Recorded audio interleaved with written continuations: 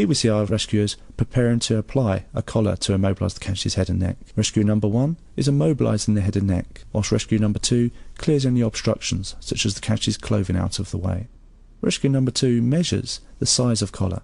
This is done using your fingers, and you need to measure the gap between the person's jaw and shoulder where the collar will sit. Having measured this gap, the same rescuer then places their fingers over the collar, covering up the sizing marks and looking for the appropriate size. The collar is then manipulated until the coloured dots, in this case red, are in the appropriate setting.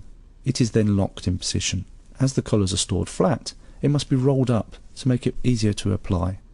With the casualty in this position, it's often easiest to apply the rear part of the collar first, and it is loosely slipped through around the back of the neck between the casualty's clothing into an approximate position.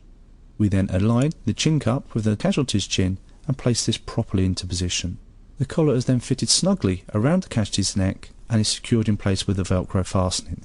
It is important to note that throughout this whole procedure, rescue number 1 has been immobilising the casualty's head and neck using their hands.